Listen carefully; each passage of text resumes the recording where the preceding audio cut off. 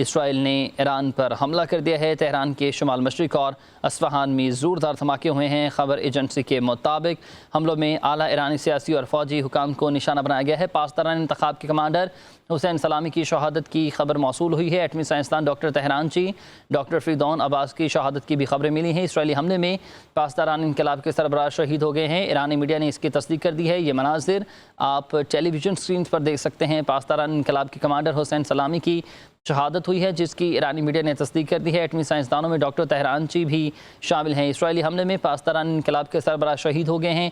ایرانی میڈیا نے اس خبر کی تصدیق کر دی ہے۔ پاسداران انقلاب کے کمانڈر حسین سلامی کی شہادت کی بھی تصدیق ہوئی ہے۔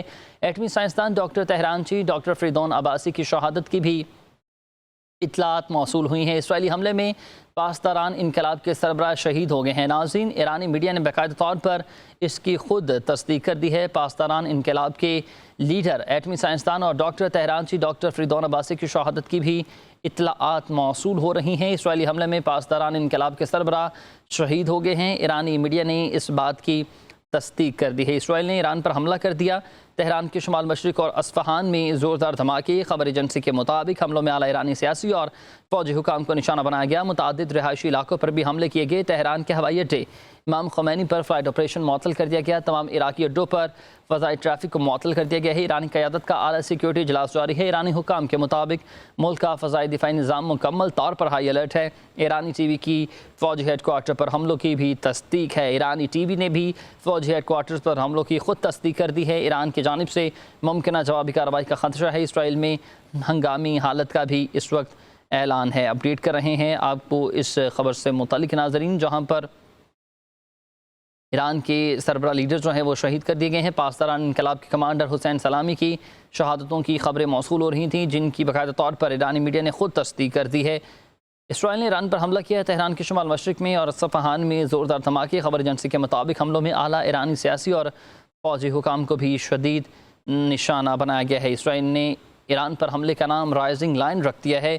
اسرائیلی وزیر اعظم نیتن یاہو نے خطاب میں کہا ہے کہ ہم اسرائیل کی تاریخ کے فیصلہ کن موڑ پر ہیں۔ ہماری لڑائی ایران سے نہیں، ایرانی عوام سے نہیں ہے، ایرانی آمریت سے ہے۔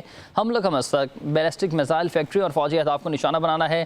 نتنز میں ایران کی جوہری افزودگی کی اہم تنصیب کو نشانہ بنایا گیا ہے۔ بیلسٹک میزائل پروگرام کے مرکز پر بھی حملہ کیا گیا۔ ایران کے سرکردہ جوہری سائنسدانوں کو بھی نشانہ بنایا گیا ہے۔ یہ خبریں ہیں جو موصول ہو رہی ہیں اس وقت۔ ذرائع کی جانب سے جتنے بھی دن درکار ہوئے یہ آپریشن جاری رہے گا، ایسا کہنا تھا نیتن یاہو کی جانب سے، جو اسرائیلی وزیر اعظم ہیں۔ اسرائیل نے ایران پر حملے کا نام رائزنگ لائن رکھ دیا ہے۔